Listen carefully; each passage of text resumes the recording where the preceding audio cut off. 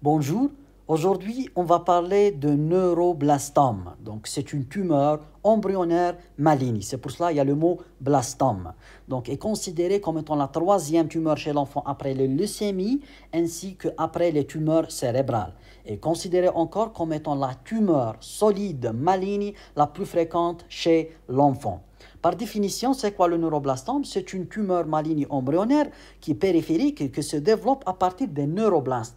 C'est quoi les neuroblastes? Ce sont les cellules qui sont responsables durant le développement embryonnaire de former le système sympathique au sein de la crête neurale. Pourquoi on développe le neuroblastome? C'est qu'on va voir des mutations au sein de ces neuroblastes. Donc, c'est les mutations les plus incriminées. On va voir une amplification de la NMYC, plusieurs copies de cette NMYC, ou encore la mutation au sein du gène appelé le ALK. Quand on va voir ces mutations, et souvent ces mutations, on va les voir durant la phase terminale de la migration des neuroblastes, ça veut dire jusqu'à qu'ils vont arriver à la médulo-surrénale, parce que la surrénale, elle est faite par la partie cortico-surrénalienne et la partie médulo-surrénalienne. La partie médulo-surrénalienne se développe à partir de la crête neurale, à partir de ces neuroblastes. Donc, quand ces neuroblastes ils sont le siège de ces mutations, à leur phase de terminaison de cette migration, on va développer un neuroblastome et c'est pour cela que souvent il est vu au niveau de la médulo-surrénale. Où on peut avoir encore le neuroblastome. C'est là où on a les chaînes sympathiques. C'est là où on a le système sympathique. C'est au niveau du cou, au niveau des médiastins postérieurs et au niveau de l'abdomen. Donc, sur un plan clinique, le neuroblastome, qu'est-ce qu'il va donner? Si on va prendre l'exemple type, une localisation au sein de la surrénale.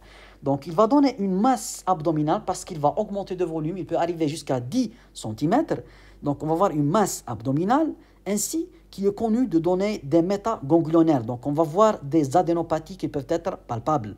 En plus de ça, il peut donner des méta au sein du foie et on va voir une hépatomégalie. En plus de ça, on va voir au niveau du visage certains signes appelés donc l'aspect en raton laveur. Pourquoi?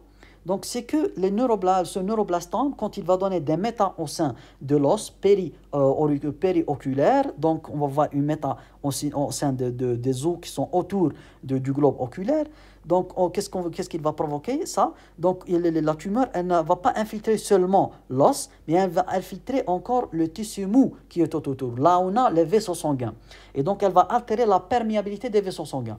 Et donc, le sang, il va sortir à partir des vaisseaux sanguins au sein de la peau. Et il va donner ces ecchymoses. En plus de ça, la tumeur, elle peut pousser le globe oculaire en avant et on va voir une exophthalmie. C'est pour cela qu'il est appelé yeux de raton laveur.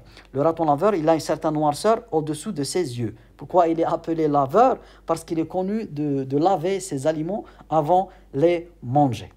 Il y a un autre syndrome qu'on peut le trouver dans le neuroblastome, appelé le syndrome de Wernicke-Morrison, ou encore appelé le syndrome WDHA. Donc, pourquoi il est appelé syndrome de WDHA? Donc, WD, c'est watery diarrhea, H, c'est hypocalémia, A, c'est achlorhydria. Pourquoi on va voir ces symptômes-là? Parce que le neuroblastome, il peut sécréter un certain peptide appelé le VIP. Donc, c'est un peptide vasoactif intestinal. Qu'est-ce qu'il provoque? Au niveau de l'intestin, il provoque une sécrétion des liquides. Les liquides, ils vont sortir avec les selles. Et avec ces liquides-là, on va libérer les électrolytes. Et parmi eux, le potassium. C'est pour ça qu'on va voir une hypocalémie. Il y a beaucoup de d'eau au sein des selles. C'est pour ça que c'est une watery diarrhea, une diarrhée qui est liquide. Et au sein de ces selles, on peut libérer encore beaucoup de bicarbonate, ce qui va risquer de développer une acidose métabolique. Pourquoi achlorhydria? Donc achlorhydrie veut dire le VIP, cette substance-là, elle va inhiber la sécrétion de l'acide chlorhydrique au sein de l'estomac. On peut développer un autre syndrome appelé syndrome d'opsoclonus, myoclonus et ataxie. Pourquoi on a ces trois-là? Opsoclonus, c'est un mouvement involontaire des yeux. Myoclonus, ce sont des contractions involontaires au sein du muscle. Ataxie, c'est la perte de l'équilibre. Parce que le neuroblastome, il est augmenté de volume, c'est une tumeur qui est maligne, qui est très agressive. Donc le système immunitaire, il va libérer beaucoup d'anticorps. Et on va voir ce syndrome auto-humain, les auto-anticorps, ils vont altérer le système nerveux. En plus de ça, cette masse qui est augmentée de volume, donc elle peut provoquer une occlusion de l'artère rénale. occlusion de l'artère rénale, activation du système rénine, angiotensine, aldostérone, et on va voir une hypertension artérielle chez un enfant. En plus de ça, l'HTA, elle peut avoir une autre physiopathologie. Quand la tumeur elle est de petite taille, mais on n'a pas une compression de l'artère rénale, c'est que le neuroblastome, il peut libérer les catécholamines. Et donc, il va donner une hypertension artérielle. Et donc, parmi les examens complémentaires, c'est de rechercher ces métabolites des catécholamines au sein des urines. En plus de ces signes-là, on peut avoir donc ces lésions donc, papuleuses de couleur rouge au sein du corps, donc sont au niveau de la peau, qui ressemblent donc au muffin, donc ressemble au muffin en myrtille, donc à ce type de gâteau. Donc pourquoi on va développer ces lésions cutanées? C'est que le neuroblastome, premièrement, il peut infiltrer la moelle osseuse. En infiltrant la moelle osseuse, on peut passer à une aplasie médulaire. Et dans ce cas, on va voir une érythropoïèse extramédulaire qui se fait au niveau de la peau. C'est pour ça qu'on voit ces éléments-là, ces papules qui sont rouges, d'une part. D'une autre part, si on n'a pas une infiltration de la moelle osseuse, mais on a ces lésions-là, donc ils sont dues à l'infiltration du derme et de la peau et de l'épiderme avec ces neuroblastes. Et quand on a dit infiltration de la moelle osseuse, veut dire un des examens complémentaires à recommander, de faire la biopsie osteomodulaire, à rechercher une infiltration de la moelle osseuse. Les examens complémentaires. Donc, on va faire bien sûr la TDM et l'IRM pour bien voir cette formation tumorale. En plus de ça, on peut utiliser la scintigraphie au MIBG. C'est quoi ça? Donc, c'est une molécule qui est connue de se fixer sur les cellules de neuroblastome. Et avec ce MIBG, on va associer donc l'iode radioactif. Donc, quand le MIBG il va se fixer sur la tumeur, le iode radioactif il va donner un rayonnement, ce qui va favoriser de bien voir l'aspect de cette tumeur et son degré d'infiltration. Très bien. Donc, pour confirmer le diagnostic, on va recommander une biopsie. Et la biopsie a pour but, premièrement, de confirmer le diagnostic et deuxièmement, de parler de pronostic. Donc, le pathologiste a un rôle ici de poser le diagnostic et de parler de pronostic, non seulement durant la biopsie, mais même après qu'on fait la résection de cette tumeur-là, on va envoyer la pièce opératoire au pathologiste pour encore confirmer le diagnostic et de parler de pronostic. De sorte que le pathologiste, donc il va dire est-ce que c'est un neuroblastome qui est indifférencié, est-ce que c'est un neuroblastome qui est peu différencié? Est-ce que c'est un neuroblastome qui est différencié? Donc, un neuroblastome indifférencié, donc il est fait que par des neuroblastes. Donc, ce sont des petites cellules avec une activité mitotique qui est très élevée. Donc, sans présence de signes de différenciation, pas de neuropile, pas d'un stroma schwannien.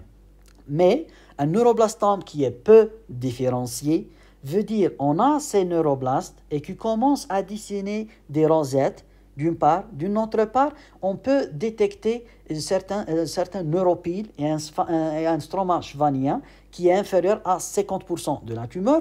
Et ces cellules neuroblastiques, ils commencent à donner une petite différenciation envers des cellules ganglionnaires en maturation, mais ils n'ont pas développé, mais ils n'ont pas dépassé les 5%.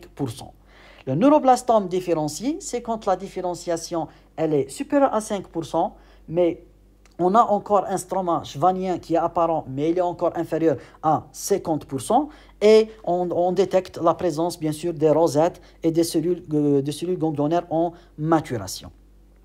Donc, mais ils ne vont pas développer les 50%. Donc, le pathologiste, durant le neuroblastome, il va donner ce degré de différenciation parce que l'indifférencié, il est de mauvais pronostic par rapport le différencié ou le peu différencié. D'une part, d'une autre part, le pathologiste, il va reconnaître est-ce que cette tumeur, elle a une vitesse de prolifération, elle est élevée ou non, en faisant un certain index appelé donc l'indice de l'activité mitotique karyolexie. Veut dire, on va compter combien de cellules qui est en mitose, combien d'images de karyolexie sur 5000 cellules, et par suite on va dire est-ce que la tumeur elle a une vitesse de prolifération qui est élevée ou non. Ainsi que le pathologiste a le rôle de faire une étude immunohistochimique ainsi une étude de biologie moléculaire à la recherche de cette amplification de la MYC-N et la mutation au sein du gène ALK qui vont donner donc un aspect, donc un pronostic mauvais pour ce neuroblastome. Donc, le traitement de neuroblastome, il faut qu'on commence par une chimiothérapie néoadjuvante, veut dire avant l'acte chirurgical. Pourquoi? C'est pour essayer de réduire la taille de neuroblastome. Par suite, on va faire un acte chirurgical, l'exérèse de la tumeur, et d'envoyer la pièce opératoire au pathologiste.